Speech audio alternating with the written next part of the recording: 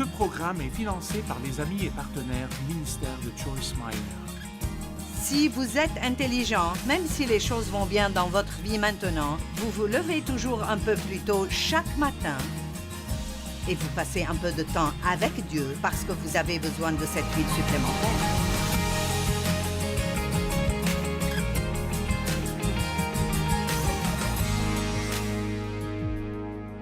Vous savez, les paraboles de Jésus sont juste merveilleuses. Ce sont des histoires, mais elles amènent l'Évangile à un niveau où nous pouvons entièrement le comprendre.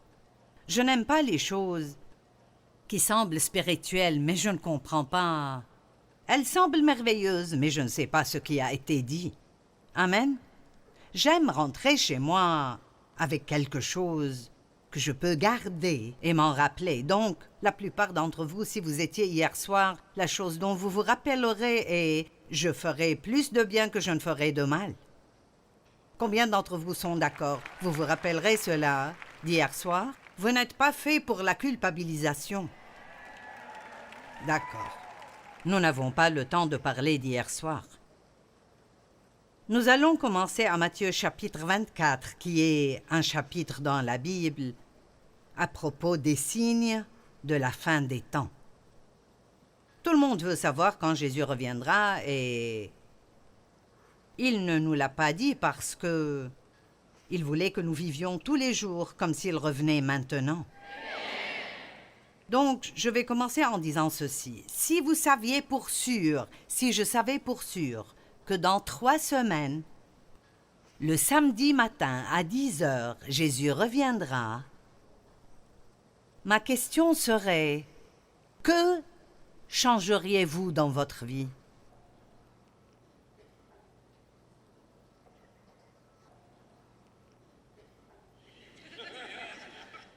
Nous devrions vraiment pouvoir dire rien du tout. Je fais ce que je crois que Dieu veut que je fasse, et je n'ai pas besoin de m'empresser et d'essayer de réparer ma vie parce que je pense que Jésus revient. Et c'est là le but, de vivre comme s'il revenait à n'importe quel instant. Écoutez, nous avons un grand travail devant nous maintenant. Le monde est dans un état si lamentable et les gens n'ont pas beaucoup. Votre autocollant ne fait rien pour personne, pour être honnête. Vous pouvez l'avoir, si vous voulez, mais ce petit poisson ne dit pas grand-chose à un non-croyant. Pour un autre croyant, c'est comme « Hey, nous sommes amis ». Mais la seule chose qui convaincra vraiment le monde que Jésus est réel est si nous agissons comme Jésus, si nous le laissons briller à travers nous.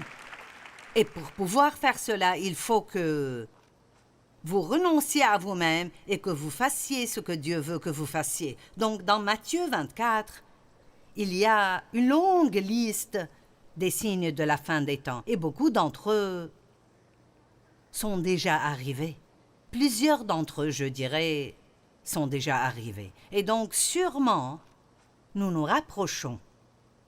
Aucun homme ne sait quand le moment viendra, mais nous nous en rapprochons. Et donc, quand il arrive au verset 42, il dit « Veillez donc, puisque vous ne savez pas quel jour votre Seigneur viendra. Sachez-le bien, si le maître de la maison savait à quelle veille de la nuit le voleur doit venir, il veillerait et ne laisserait pas percer sa maison. C'est pourquoi vous aussi tenez-vous prêts, car le Fils de l'homme viendra à l'heure où vous n'y penserez pas. » Quel est donc le serviteur fidèle et prudent que son maître a établi sur ses gens pour leur donner la nourriture au temps convenable? Heureux ce serviteur que son maître, à son arrivée, trouvera faisant ainsi. Et donc, nous voulons vivre prêts, pas nous empresser à nous préparer. Amen. De temps en temps, nous devons entendre ceci parce que Jésus revient. Il revient. Et nous devrions et voudrions vivre un monde de vie qui le glorifie et montre aux gens ce à quoi Jésus ressemble. Et pour faire cela, écoutez, vous ne pouvez pas être paresseux, ni être complaisant, ni être passif, ni inactif, et vous ne pouvez pas non plus procrastiner. Avons-nous des procrastinateurs avec nous ce matin? Mon message vous fera gigoter dans vos sièges. Je peux vous en assurer. Vous aurez un devoir à faire. Donc les 3 paraboles dans Matthieu chapitre 25, qui est bien sûr juste après le 24. Donc dans le 24, vous avez tous ces signes de la fin des temps, et ensuite, il commence avec 3 paraboles. La première est la parabole des 10 vierges, et c'est celle dont nous parlerons ce matin. Et cet après-midi, nous ferons la parabole des talents et la parabole des brebis et des chèvres, et c'est l'une de mes paraboles préférées. Et ça dit tellement. C'est un message si profond dans ce que Jésus a dit à propos des brebis et des chèvres. Matthieu 25, il dit, versets 1 à 4, « Alors le royaume des cieux sera semblable à 10 vierges, qui, ayant pris leur lampe, allèrent à la rencontre de l'époux. 5 d'entre elles étaient insensées et 5 sages. Maintenant, nous avons toujours le choix. La belle chose dans la liberté est que Dieu ne nous fait pas faire quoi que ce soit. Il ne nous fera pas faire ce qui est bon. Il essaiera de nous éloigner de faire ce qui est mauvais, mais essentiellement, c'est notre décision. Et c'est l'une des raisons pour lesquelles nous ne pouvons pas et nous ne devrions pas continuer à blâmer d'autres personnes pour nos problèmes. Parce que, disons par exemple, mon père a abusé de moi, ma mère n'a rien fait à ce sujet parce qu'elle avait peur de lui, et j'étais misérable. Mais j'avais une décision à prendre quand je suis devenue une chrétienne et j'ai vu que j'avais le choix. Pendant des années, j'ai blâmé cet abus passé pour mon comportement, et Dieu m'a mis sur le cœur un jour, c'est la raison pour laquelle tu es ce que tu es. Mais ne laisse pas ceci devenir une excuse pour rester comme ça. Allez, est-ce que quelqu'un a besoin de cela aujourd'hui? L'essentiel est que nous avons tous été blessés et maltraités et traités injustement.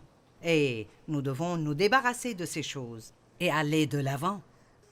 S'il y a quelqu'un à qui vous devez pardonner, ne remettez pas cela à demain. Je pense que c'est l'un, si ce n'est pas le problème majeur que nous avons dans l'Église aujourd'hui, les chrétiens en colère. Et ça ne marche simplement pas. Jésus a dit, si vous ne pardonnez pas, je ne peux pas vous pardonner. Waouh! Mon Dieu, c'est sérieux. Eh bien, ces vierges étaient comme ce qu'on appellerait les demoiselles d'honneur. Et les mariages étaient différents en ce temps. Ce n'était pas rare du tout d'avoir une célébration de 7 jours pour le mariage, et cela incluait tout le monde. Et en ce temps, il y avait un prix pour la mariée, et les parents devaient payer à l'homme et sa famille une certaine somme d'argent pour qu'il les débarrasse de cette fille. Je ne sais pas. Je pense que les hommes devraient payer, pas les femmes. Mais la mariée devait être prête et préparée. Et les demoiselles d'honneur devaient être prêtes et préparées.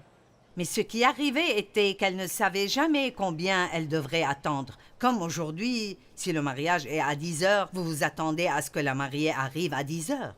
Mais il pouvait arriver à 10 heures du matin, et très souvent, l'époux et sa famille négociaient toujours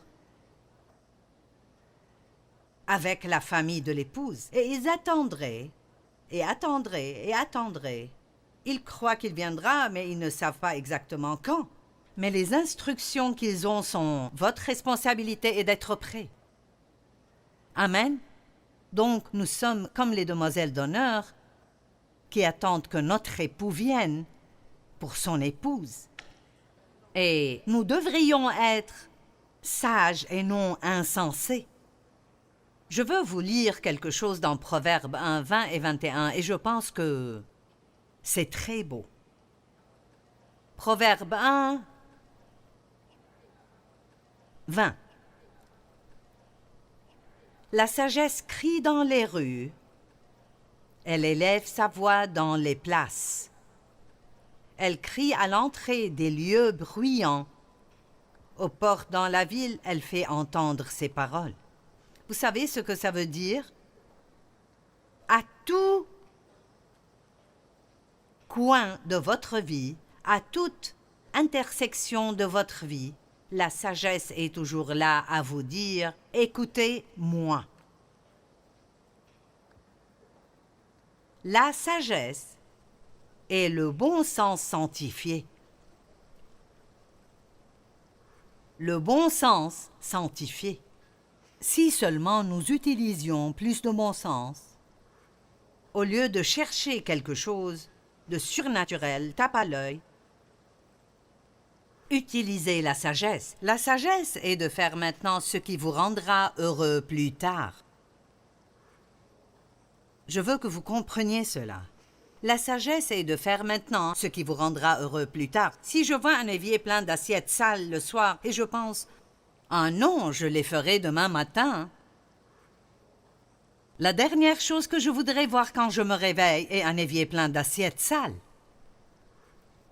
Donc, je fais ce que ma chair voulait la nuit précédente, mais ce n'était pas la décision la plus sage.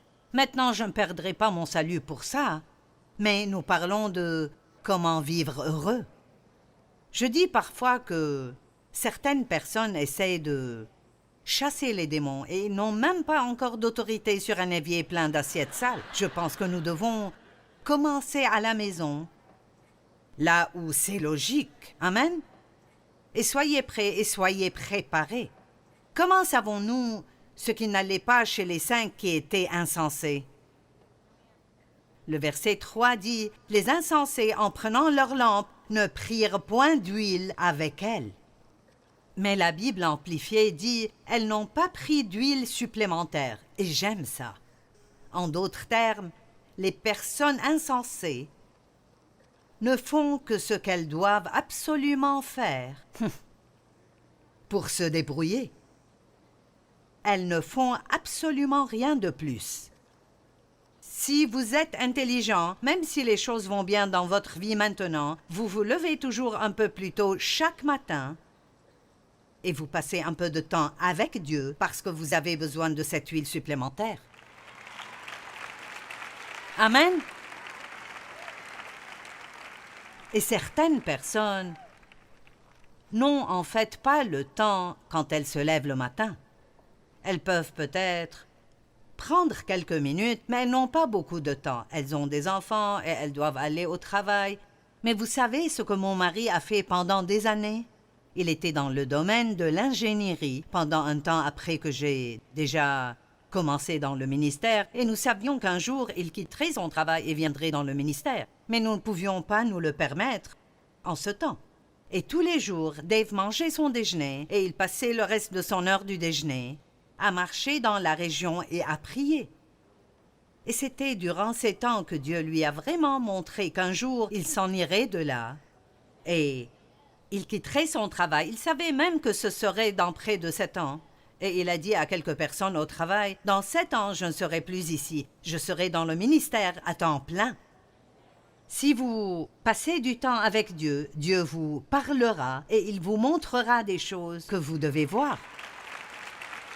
Et prendre ce déjeuner et le passer avec Dieu est beaucoup mieux que de juste s'asseoir dans la cantine à ragoter avec tout le monde concernant combien vos conditions de travail sont mauvaises. Ce serait mieux pour vous de marcher dans la région et de prier. Eh bien, je vais à l'église le dimanche. Oui, mais vous pourriez faire un peu en plus. Allez, vous me suivez? Vous pourriez faire un petit peu plus.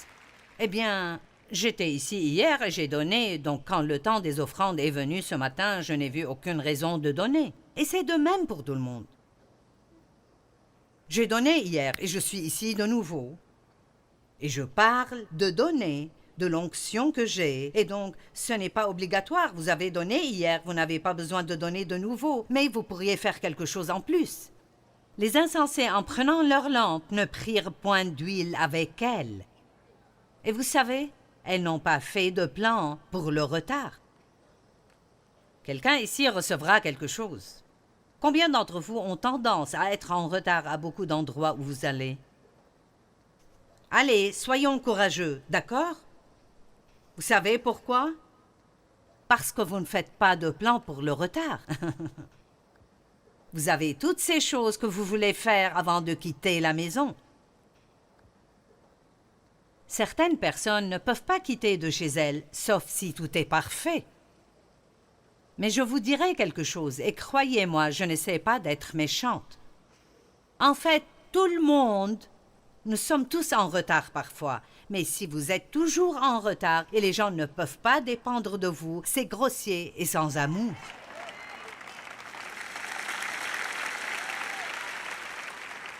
Et vous voyez, parfois, ce sont les petits renards qui ravagent les vignes. Ce sont tous ces petits compromis qui deviennent un si grand problème pour nous.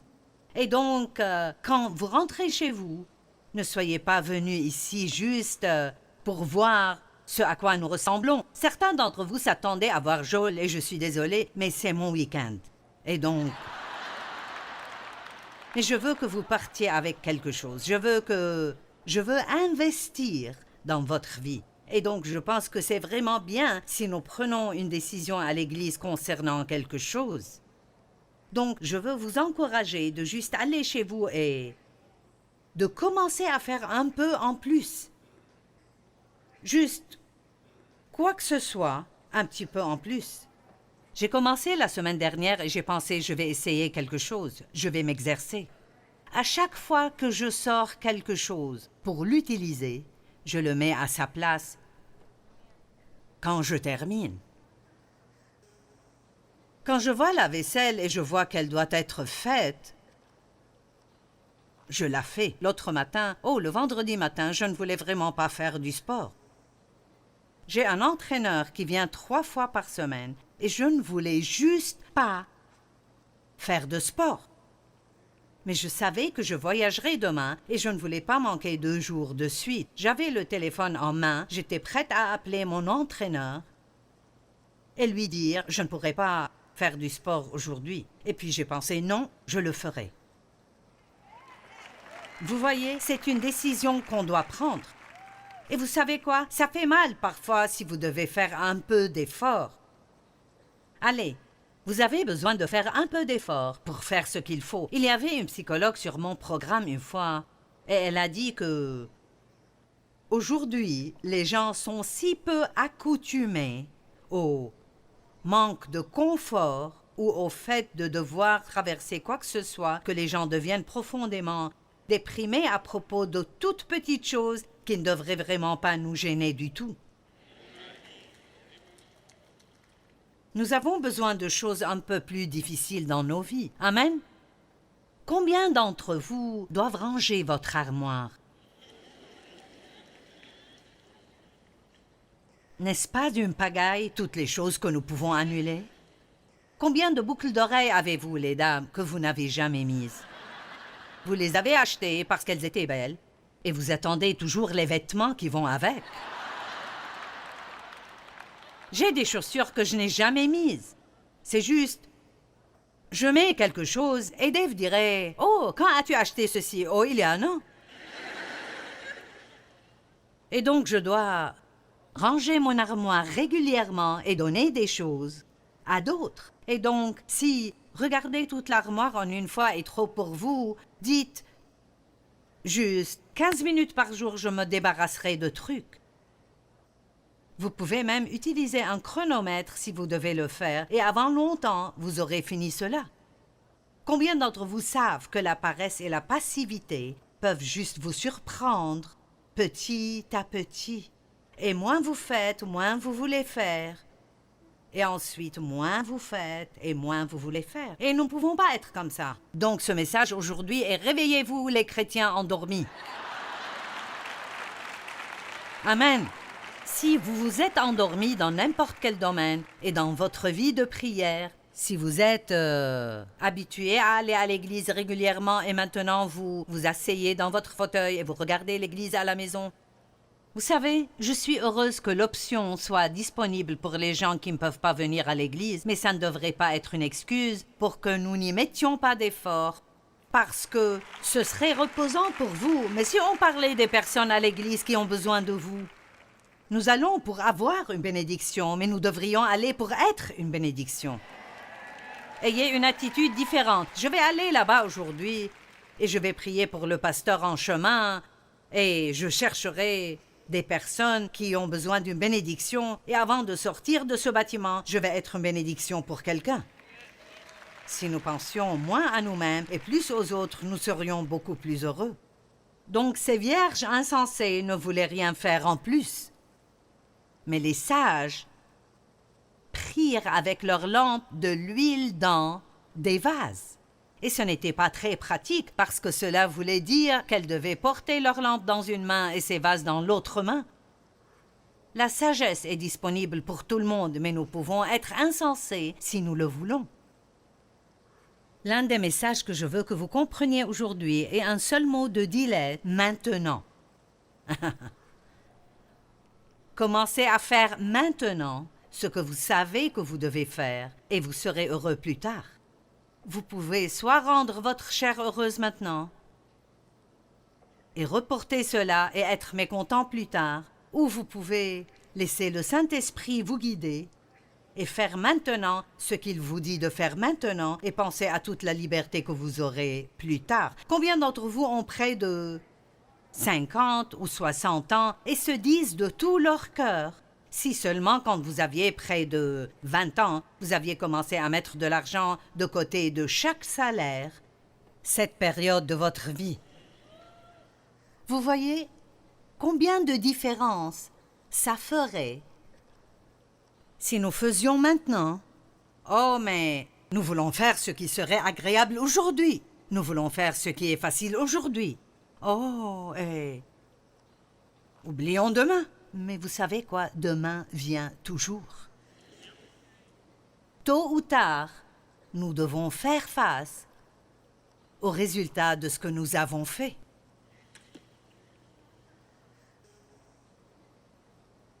Les personnes sages paient le prix de la diligence, de la persévérance, de l'endurance et du sacrifice, et plus tard, ils sont récompensés. Est-ce que quelqu'un s'occupe de l'avenir? Il viendra. Il viendra. Si vous êtes intelligent, vous commencerez à vous exercer après de 30 ans ou 20 ans. Vous n'attendez pas d'avoir mon âge pour essayer. Amen. Je n'ai pas commencé à m'exercer avant d'avoir 62 ans. Et j'ai pensé que ça me tuerait. Absolument que ça me tuerait. J'ai dû tomber sur la cuvette et prier pour pouvoir me lever.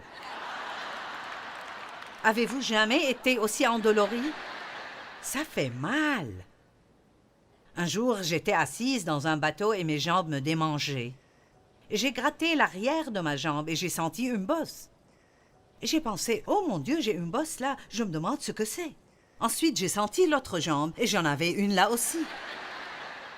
Et puis j'ai réalisé que c'était des muscles.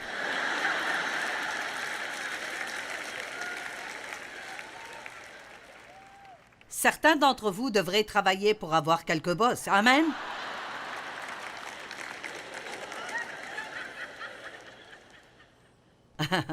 Oh, vous pensez que je suis drôle, j'y reviendrai.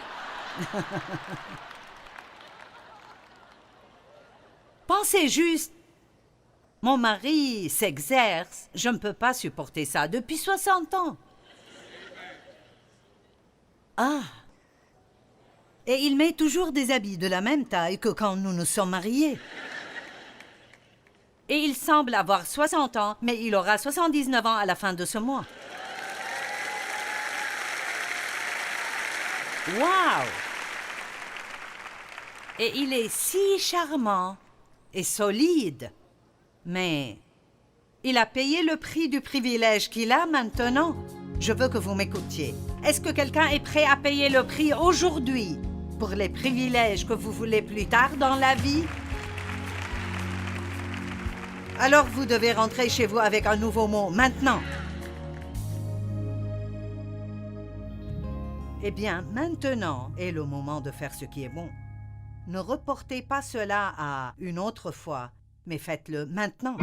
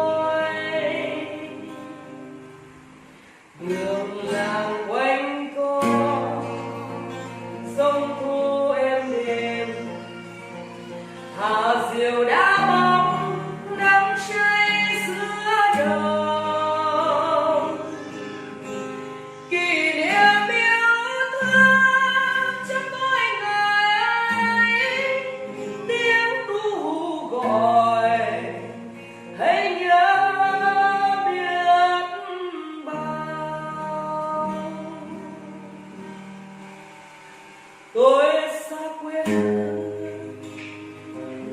bao năm tháng qua, nhưng trong trái tim không bao giờ xa. Lời mẹ ru con hiu hiu chưa hè, mùa lụt nước lũ bắt cá giữa đường. Biển trời